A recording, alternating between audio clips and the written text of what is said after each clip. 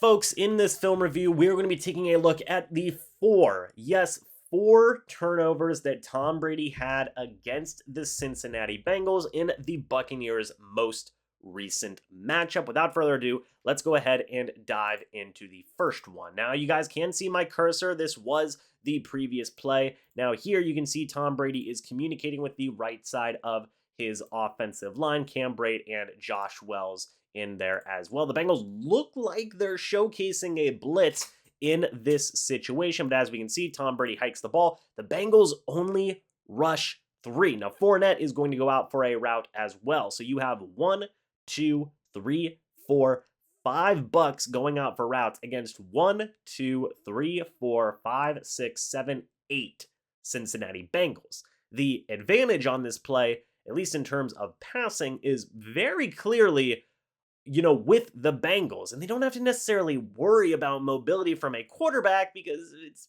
Tom Brady. It is what it is. But as you can see here, everything is just very well covered. You have 3 defensive backs with essentially everything in front of them, right? Or I guess 4 if you want to include this defensive back right here.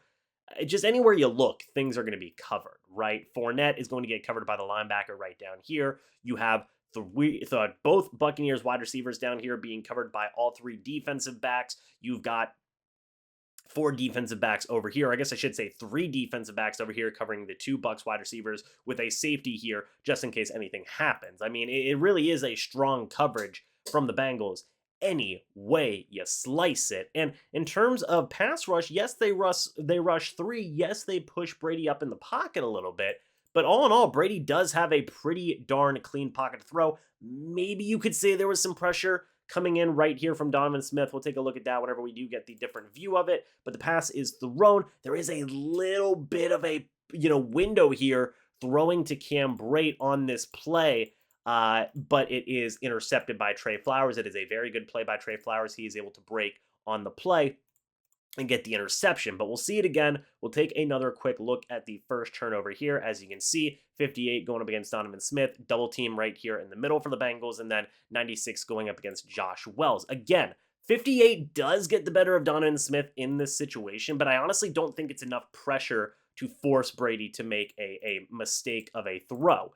And if you throw it maybe like right here, you might have been able to get something with Cam Brate. I don't know if it was an off throw by Brady. I think that is a pretty likely situation. It just wasn't a great throw by Brady. He throws it to the outside over here where Flowers is already shifting back into the play, and it results in an interception. Let's go ahead and take a look at it again from the wide look because I feel like that does give us the best situation to look. So as you can see, Flowers looks like he's focusing on the wide receiver up here, right? But now you can see he kind of shifts and he's kind of playing the middle right here.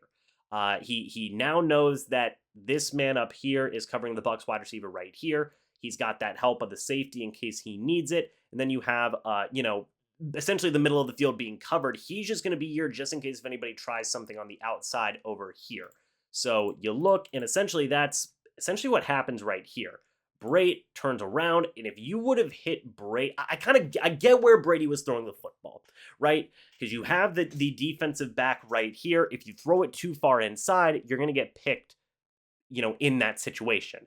But Brady just threw it just a smidge too far to the outside over here to where it was in range of Flowers. He does an excellent job, Flowers does, of reading the play and getting the interception. Brady, if he would have thrown it just a smidge more to the inside instead of the outside, there's a very likely chance he would have been able to sneak it in there to Brate, but it was a little bit on the outside. Flowers did an excellent job in terms of, executing the play and, just adjusting to the pass, I guess I should say, for lack of a better way of phrasing it. It was really just a very good play by Flowers to get this interception and just a little bit of an off throw by Brady. I get where he's going in terms of angling it to the outside to get away from this defender right here, but it's just a little bit too far outside, just enough to be in range of Flowers to get the interception there, which was what occurred. Not the best pass in the world by Brady. Could see what he was going for with that, but was just a little bit off, and that made the difference there. It was a great defensive play by Trey Flowers. Folks, let's go ahead and take a look at the next turnover that had occurred. By the way, this was an unfortunate drop by Russell Gage. I talked about the positives that he had with the 2 touchdowns. This was an unfortunate drop.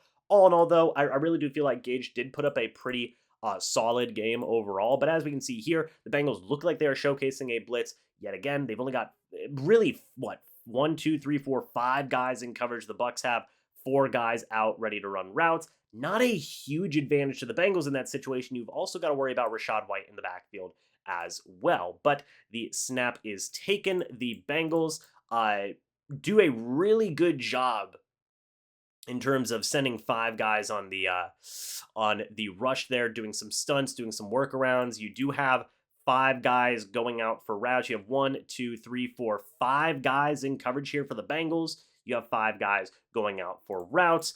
And right here, I mean, every guy is pretty much locked up. Gage is locked up. Otton is locked up. White is essentially locked up. I believe that's Godwin down there is locked up. Evans is really the only guy who's getting away from his defensive back right here in this situation.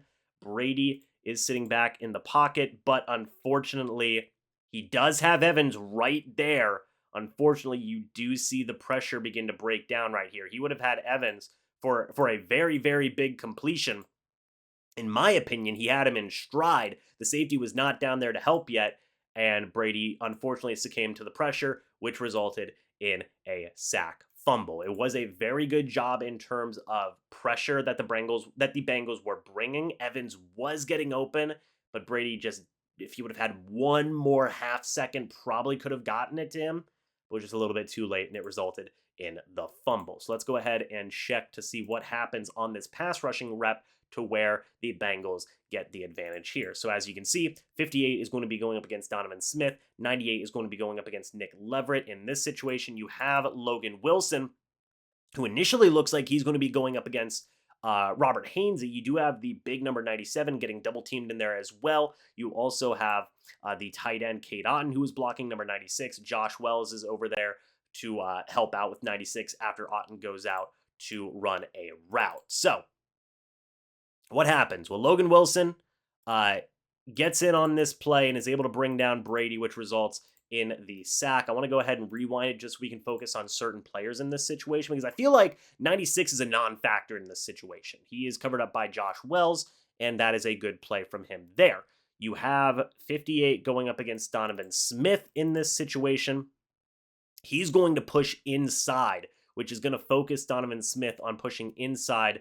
You have 3 Bucs offensive linemen getting clogged up by 2 of the Bengals defensive linemen in this situation, 98 and 97, which essentially gives Logan Wilson a clear lane to get after Tom Brady off the edge here, because Donovan Smith's getting piled up by number 58. 58 does an excellent job of making sure Donovan Smith cannot turn to focus on Wilson. If he did, this would have been a very big completion to Mike Evans, but 58 does an excellent job, is able to bring the full attention of Donovan Smith to him. Smith cannot get over in time. Leverett cannot get over in time to focus on Wilson as well. It results in the sack. Now, I don't necessarily know who you fully blame in this situation, be it Donovan Smith or Nick Leverett. Now, was Nick Leverett supposed to, essentially say, okay, Robert Hainsey, handle 98. I'm going to go focus on 55 in this situation? I think the answer is probably, you even see here that he catches it a little bit too late. 98 does a very good job of taking up both these offensive linemen here. It was just a little bit too late for Leverett to engage on Wilson. So I don't know if I would necessarily put this on Donovan Smith. It may have been more so on Nick Leverett as to why this led to a sack and a fumble from Tom Brady and the second turnover of Brady on the day.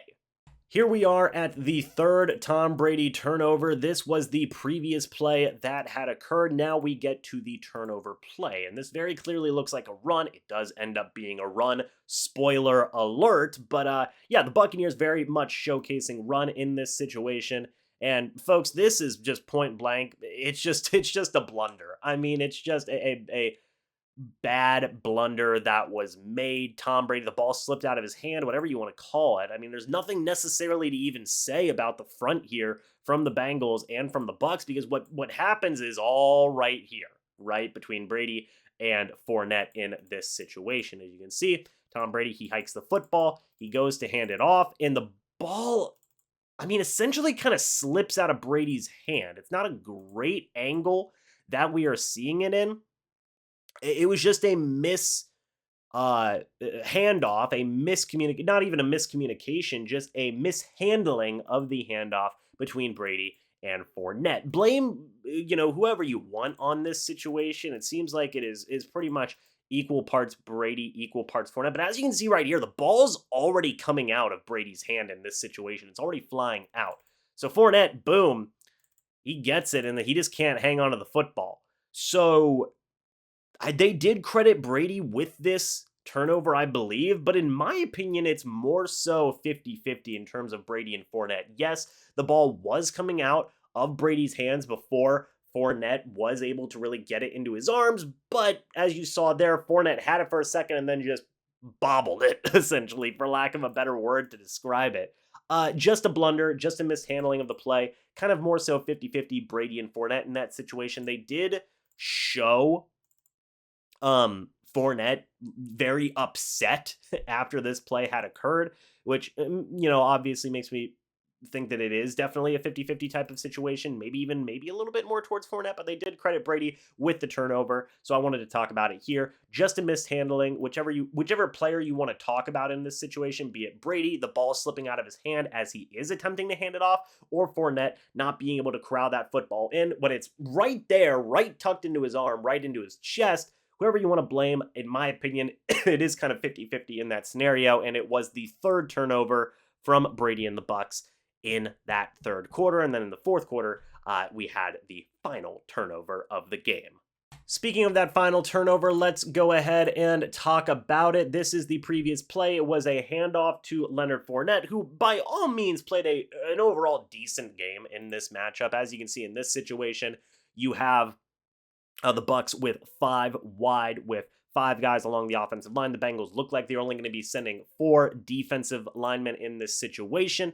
And I will say, in these plays that we've seen Brady, and really in the second half, I mean, I even talked about this in the touchdown plays. The Bengals had so many guys in coverage. You look here, that's 5 guys going out for routes. The Bengals have 1, 2, 3, 4, 5, 6, 7 guys in coverage. I mean, they're really laying it down in the coverage. I thought that the defensive coordinator for the Bengals did a fantastic job of covering what the Buccaneers were trying to do on the offensive side of things in the second half. They did have some opportunities here or there, like I talked about on the first Tom Brady sack fumble that had occurred. Evans was getting open on that play.